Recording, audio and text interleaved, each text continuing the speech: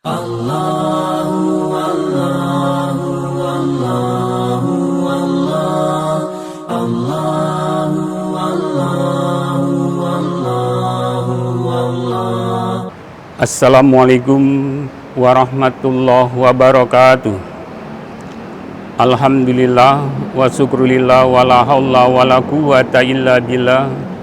Asyhadu an la ilaha illallah wahdahu la syarikalah wa asyhadu anna Muhammadan abduhu wa rasuluh.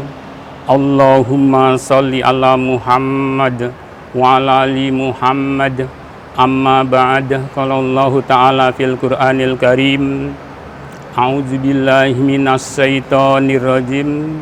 Wa man a'rada an dzikri fa inna lahu ma'isyatan dongka wa nahsuruhu yaumal qiyamati a'ma. Shadaqallahul azim. Kaum muslimin dan muslimat, para pemirsa di mana saja berada, yang saya muliakan, yang dirahmati Allah Subhanahu wa taala.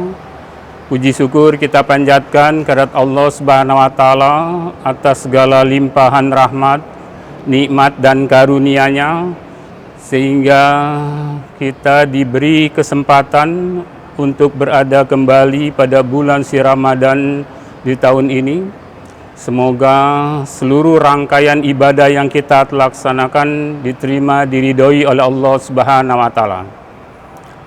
Selawat dan salam sejahtera selalu kita permohonkan kepada Allah agar senantiasa tercurah untuk junjungan kita yang mulia Nabi Muhammad Rasulullah sallallahu alaihi wasallam. Dan kita berdoa semoga kita semua, keluarga kita selalu menjadi pengikut Rasul yang setia. Kaum muslimin dan muslimat, kaum beriman yang dirahmati Allah Subhanahu wa taala. Hari ini kita sudah memasuki hari ke-29, sudah di penghujung bulan suci Ramadan ini. Puasa kita insya Allah tinggal 1 hari lagi. Kita bersyukur pada saat ini kita dalam keadaan sehat walafiat, dan kita bersyukur pula kita dapat melaksanakan ibadah di bulan Allah yang mulia ini. Sekalipun suasana Ramadan tahun ini memang berbeda dengan tahun-tahun sebelumnya, yaitu kita melaksanakan seluruh rangkaian ibadah kita laksanakan di rumah. Seperti sholat Jumat, sholat Tarawih, sholat berjamaah, sholat wajib, semuanya kita laksanakan di rumah. Kita pindahkan sementara masjid-masjid kita, musola-musola kita di rumah untuk berjamaah bersama keluarga. Tidak mengapa, karena ini adalah sebuah pelajaran yang baik. Adanya COVID-19 atau virus corona ini adalah sebuah pelajaran yang baik. Memang virus yang datangnya dari Wuhan sana, ya, tingkat penyebarannya, tingkat penularannya sangat dahsyat sekali. Ya. Bukan epidemi tapi pandemi. Bahwa seluruh dunia, 200 lebih negara terkena virus corona ini atau COVID-19 ini. Nah, termasuk di negeri yang kita cintai juga, tingkat penyebarannya luar biasa. Di seluruh Indonesia, saudara-saudara kita tidak pandang bulu, tua, muda, besar, kecil, laki, perempuan, profesi apapun, ya, mereka terkena virus. Sekalipun tim medisnya sendiri sudah banyak yang berguguran, ya, baik itu dokter, perawat, maupun para petugas kesehatan di rumah sakit. Ini adalah sebuah pelajaran yang baik buat kita, bahwa adanya virus ini supaya kita melakukan introspeksi diri. Bahwa bumi ini ada yang punya, bumi ini ada yang mengatur, bumi ini ada yang mengawasi, yaitu Allah Subhanahu wa taala. Oleh karena itu, ketika kita diberi kesempatan hidup di muka bumi ini, jangan bersikap bertindak laku semena-mena. Bahkan ada seorang pemimpin dunia, ketika negaranya sudah maju, mempunyai tentara jutaan, jumlahnya besar, pesawat tempurnya, tank, peluru-peluru kendali, kapal laut, dan lain-lain sebagainya. Dia mengatakan bahwa negaranya bahwa tidak ada satupun negara yang bisa menggoncang negaranya karena merasa dirinya sudah kuat. Tapi begitu ada virus corona, ya, semua tidak ada satupun yang bisa yang bisa dengan segera mencegahnya. Apa yang terjadi? Karena virus corona ini tidak bisa ditembak oleh senjata, tidak bisa dibom, tidak bisa ditembak dengan nuklir dan lain sebagainya. Ini adalah sebuah pelajaran bahwa bumi ini adalah punya Allah. Jangan bertindak semena-mena. Penyakit ini memang sangat dahsyat sekali. Dan kita sudah merasakan atau mengetahui bahwa banyak saudara-saudara kita di tanah air dan juga di dunia, ya, terkena virus ini. Oleh karena itu, hanya ajaran Islam saja yang memberi pelajaran yang terbaik apabila kita menghadapi suasana seperti ini. Nabi kita atau di zaman Nabi juga pernah terjadi adanya wabah, namanya taun. Nabi memerintahkan apabila ada suatu virus, suatu wabah di suatu desa, di suatu kampung, di suatu kabupaten kota, maka janganlah kita mendatangi kota itu, dan orang yang berada di kota itu jangan keluar. Ini adanya sebuah pelajaran baik dalam rangka memutus mata rantai virus itu sendiri. Di zaman sahabat juga pernah terjadi. Saya rasa ajaran ini adalah ajaran yang terbaik terhadap apa yang pernah terjadi dahulu, ya, untuk kita praktekkan pada saat ini. Ini sangat luar biasa.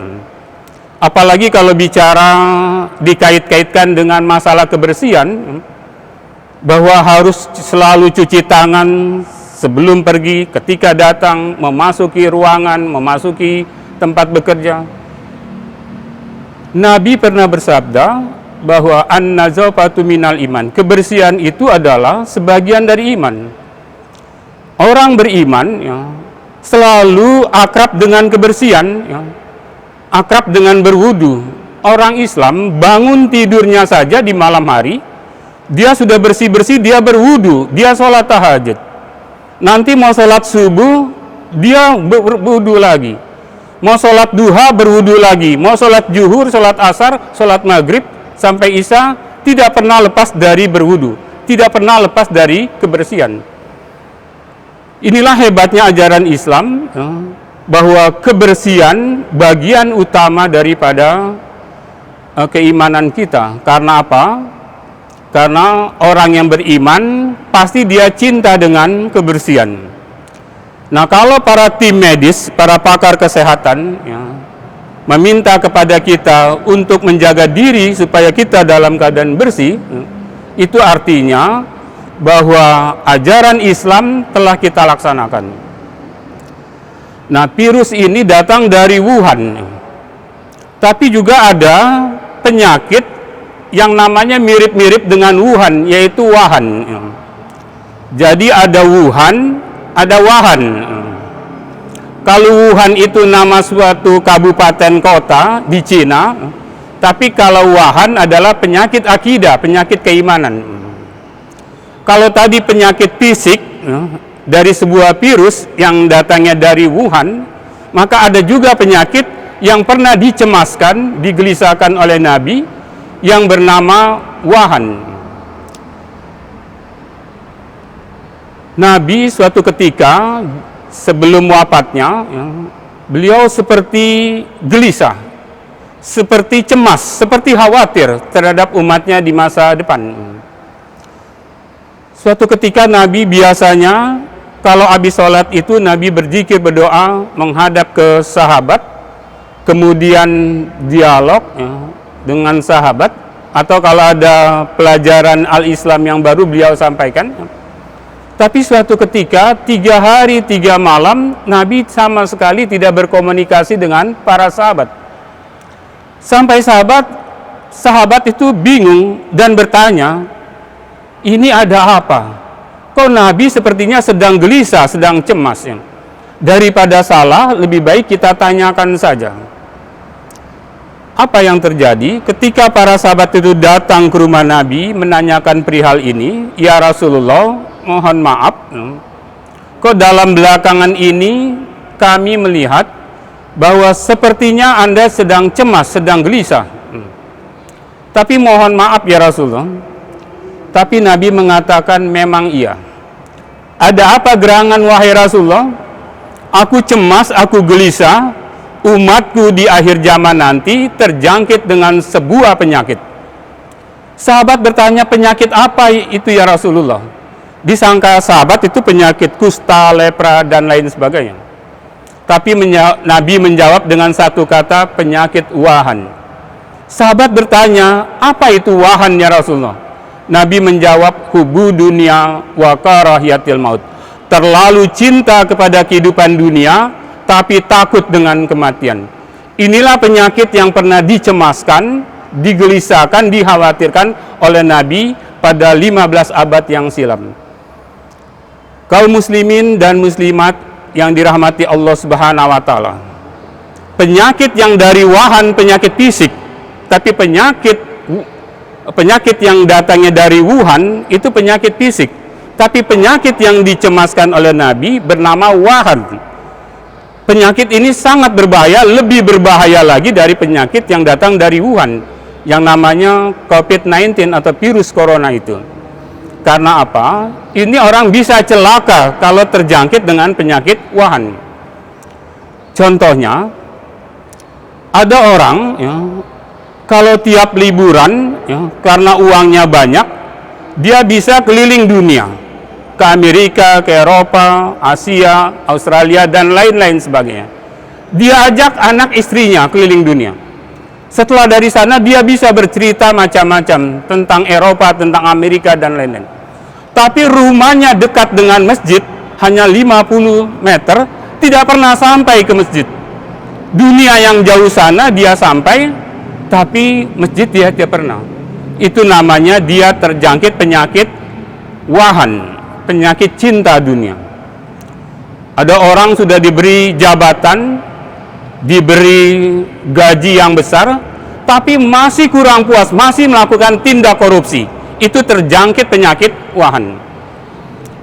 Ada orang diberi kesempatan, diberi waktu untuk menghadiri pengajian, tetapi dia tidak pernah sama sekali menghadiri pengajian-pengajian. Tapi kalau ada kegiatan piknik atau nonton film di bioskop, nonton sinetron, dia sangat konsen sekali. Nah, inilah barangkali contoh-contoh daripada penyakit cinta dunia. Karena penyakit wahan itu akan melalaikan seorang dalam beribadah pada Allah Subhanahu wa taala. Hadirin kaum muslimin dan muslimat yang dirahmati Allah Subhanahu wa taala, ya. Antara penyakit yang datangnya dari Wuhan dan penyakit wahan, tadi saya katakan sama-sama berbahaya. Kalau penyakit yang datang dari Wuhan ini kita harus menghindari, tetapi penyakit yang digelisahkan oleh Nabi, penyakit wahan ini, justru harus kita buang jauh-jauh. Justru kita akan tinggalkan juga itu penyakit wahan, dan kita mendekatkan diri kepada Allah Subhanahu wa taala, supaya anak kita, keluarga kita, istri kita tidak terjangkit penyakit wahan tadi. Sama-sama bahaya, tapi ini lebih berbahaya lagi. Penyakit wahan itu lebih berbahaya lagi dari penyakit Wuhan atau yang datang dari Wuhan. Inilah barangkali ya, pada saat ini Allah sedang memberikan pelajaran terhadap apa yang terjadi, yaitu adanya virus corona. Nah, kaum muslimin dan muslimat, kaum beriman yang dirahmati Allah Subhanahu wa taala, bahwa apa yang terjadi ini disikapi dengan berbeda-beda ya.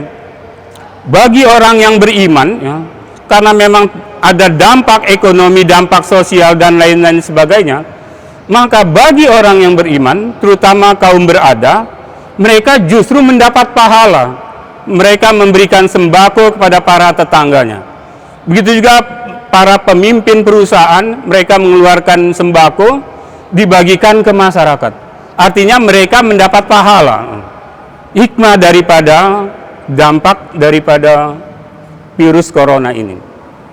Nah, ini adalah sebuah pelajaran yang baik dan belum tentu ini akan terjadi 20-30 tahun ke depan. Oleh karena itu, pelajaran yang baik adalah bahwa apabila terjadi hal yang semacam ini, lakukan sajalah ajaran Islam. Misalnya soal karantina, PSBB, atau kita physical distancing dan lain sebagainya, dalam rangka untuk memutus mata rantai penyebaran atau tertularnya virus itu kepada orang lain. Ini ajaran Islam begitu hebat, telah memberikan pelajaran yang baik. Sampai-sampai pun besok kita sholat Idul Fitri di rumah, seorang ayah, seorang suami akan memimpin sholat di rumah. Yang imamnya adalah suami atau ayahnya, yang makmumnya istri dan anak-anak atau keluarganya. Mungkin baru pertama kali terjadi bahwa besok akan ada khutbah Idul Fitri, suami atau ayah menjadi imam dan khotib, yang jamaahnya adalah keluarganya. Ini adalah sebuah pelajaran yang sangat luar biasa. Mungkin belum tentu kita bisa mengalami apabila terjadi hal yang sama, karena ini belum tentu datang 30 atau 40 tahun ke depan. Nah, oleh karena itu kita berterima kasih kepada Allah.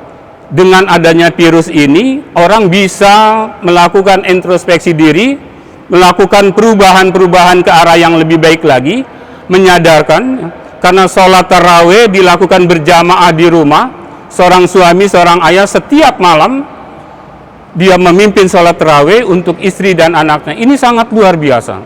Ini adalah sebuah pelajaran yang baik dari Allah Subhanahu wa Ta'ala.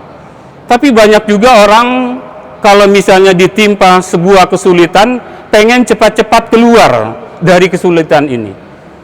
Mereka berdoa, semoga virus corona ini cepat selesai, cepat hilang dari bumi Indonesia atau di dunia ini. Tapi ketika mereka diberi kesenangan, kepengennya jangan sampai kesenangan ini cepat-cepat, biarlah yang lebih lama lagi. Ini namanya tidak adil. Kita serahkan aja ini semua kepada Allah Subhanahu wa Ta'ala. Karena Allah yang mengatur, Allah yang maha tahu, Allah yang maha berkuasa. Karena mungkin ada rahasia di balik Allah tentang virus corona ini, yaitu sebuah pelajaran yang baik.